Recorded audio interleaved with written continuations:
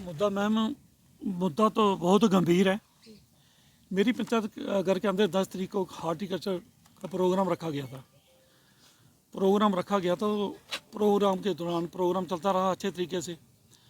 Last में श्यामलाल जो विधायक हैं जम्मू नॉर्थ के, श्यामलाल शर्मा जी, वो भाषण कर रहे थे। भाषण ख़त्म होने के बाद में बोर्ड ऑफ थैंक्स होता है, क्योंकि अभी तो सरपंच, जब तक इलेक्शन नहीं होती तब तक सरपंच मैं ही हूँ। तो उन्होंने क्या किया, हार्टिकल्चर वाले को बोला कि बोर्ड ऑफ थैंक्स ये नहीं करेगा, दूसरे से करवाऊँगा मैं, जिसको मैंने हराया हुआ है सरपंच को, उससे करवाऊँगा। मुझे साइड लाइन कर दिया गया, उससे बोर्ड ऑफ थैंक्स करवाया गया। मैंने उस चीज़ का विरोध किया। जब मैंने उस चीज़ का विरोध किया तो विधायक जी को गुस्सा आ गया। विधायक जी गाली गलौज करने लगे। जो उनके साथ लड़के खड़े थे, जो उन्होंने गुंडे पाल रखे हैं, वो 2-3 लड़के मुझे मारने पड़ गए। जब वो मारने पड़े, इतने में लोग बीच में घुस गए, उन्होंने मुझे बचाया। बचाने के बाद में मैं पंचायत घर की दफ्तर की तरफ जा रहा था वापस। जब मैं वापस जा रहा तो विधायक जी ने अपने PSO भेजे और गाली दी, बोला इसको हरामजादे को पंचायत घर से घसीट के बाहर निकालो। वो मुझे पंचायत घर से घसीटते हुए बाहर आके निकाला, इधर पंचायत करके बाहर निकाल दिया मुझे। आप मुझे ये बताओ, एक सरपंच होने के नाते एक सरपंच के साथ इतना गंदा व्यवहार अगर सरपंच के साथ या पंच के साथ हो सकता है, सरपंच पंच के साथ होगा तो आम पब्लिक के साथ क्या हाल होगा, क्या करते होंगे ये। देखा जाए तो पब्लिक दुखी तो बहुत है।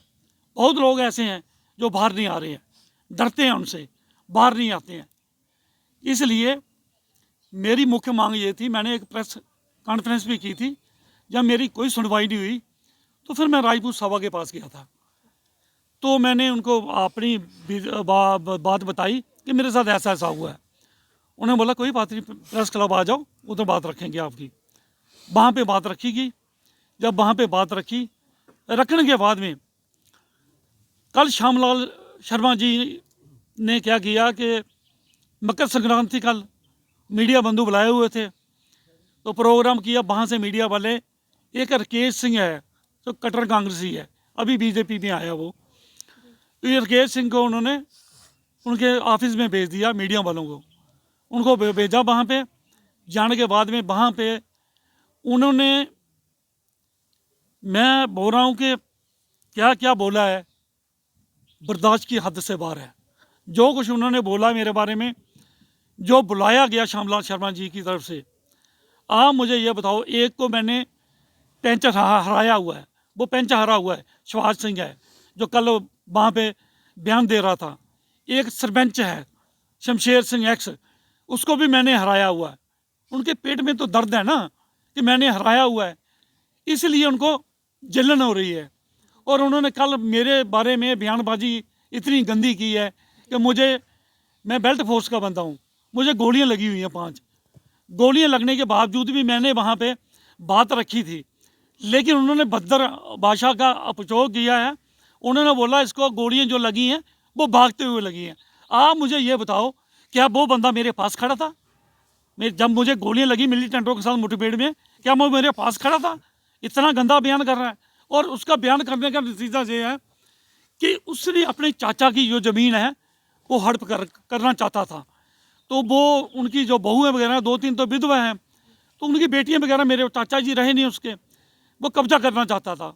उन्होंने क्या किया कि वो मेरे पास आई, फरियाद रखी मेरे आगे कि सरपंच साहब हमारी मदद करो, वो हमारे ज़मीन का कब्जा कर रहा है। वो उन लोगों की मैंने मदद की थी, तब से ये लोग मेरे पे चिढ़े हुए हैं, इसलिए गलत बयानबाजी कर रहे हैं। ये बयानबाजी श्यामलाल शर्मा जी करवा रहे हैं। सर, जब आपकी press conference Jammu press club में हुई थी, उस टाइम पे आपने मांग की थी कि श्यामलाल शर्मा जी को माफ़ी मांगनी चाहिए। जी, क्या लगता है उन्होंने माफ़ी अभी तक जो है नहीं मांगी और आज फिर से आप विरोध पे बैठे हो, तो माफ़ी की जगह आपको फिर से गालियाँ पड़ी हैं? देखिए, मैं बता रहा हूँ कि 2 दिन की मोहलत दी गई, 2 दिन की उनको मोहलत दी गई थी कि अगर 2 दिन के अंदर आप इसी पंचायत में, इसी पब्लिक के सामने माफ़ी मांगते हो तो ठीक है। लेकिन 2 दिन कल पूरे हो चुके हैं, वो आए नहीं हैं, उन्होंने कोई माफ़ी नहीं मांगी है, कोई संपर्क नहीं किया मेरे साथ, और इसलिए मुझे हंगर स्ट्राइक पे बैठना पड़ा।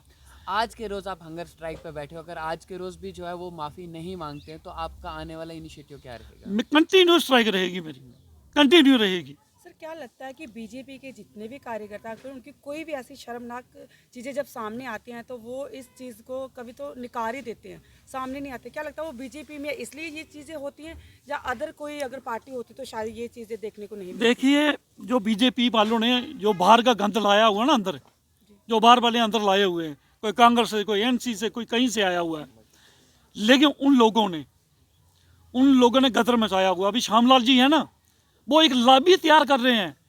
उन्होंने अपने जो कांग्रेस आई के जो उनके पुराने वर्कर थे ना, उनको उन्होंने अपने पास लाया, किसी को बूथ प्रेसिडेंट बना दिया, किसी को शक्ति केंद्र इंचार्ज बना दिया।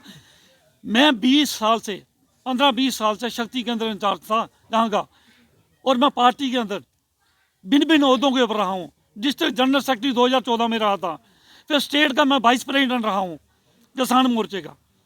उसके बावजूद भी मैंने तो जाके रिक्वेस्ट की थी स्टेट प्रेसिडेंट साहब से, एमपी साहब से, अशोक गोल जी से। मैंने जो बात रखनी थी मैंने रख ली, लेकिन उसके बाद मेरा कोई फैसला नहीं हुआ, तो मेरे पास और कोई उपाय नहीं है, इसलिए मुझे हंगर स्ट्राइक पे बैठना पड़ा बोगटाल। सर क्या लगता है कि आप बोले हंगर स्ट्राइक पे बैठे हो तो इसका कुछ असर पड़ेगा इन लोगों पर? देखिए, असर तो होना चाहिए, अगर नहीं होता है तो कोई बात नहीं, मैं तो कंटिन्यू रखूँगा, चाहे मेरी जान जहाँ पे चली है, उसका मुझे कोई गम नहीं। सभा का कोई मेंबर आया ਤੁਹਾਡੇ ਕੋਲ? सभा का मेंबर अभी तक तो नहीं पूछा, वैसे कंडक्ट में है मेरे। सर जिस तरीके से आपने बोला कि आप रायपुर सभा के पास गए थे तो उनकी तरफ से कोई हेल्प की गई आपको? नहीं, अभी तक देखिए, उन्होंने उस दिन बात रखी थी, लेकिन मेरे लिए तो सभी जितनी भी आल कास्ट की सभाएं हैं परम आदरणीय है मेरे लिए, वो सभी की सभी सभाएं। मैं तो सभी सभा को मानता हूँ। मेरी सभी के आगे ये रिक्वेस्ट है कि मेरे साथ जाती हुई है सभी सभा के मेंबर जो है वो आने चाहिए, मेरा हाल चाल पूछना चाहिए, मेरी बात रखनी चाहिए।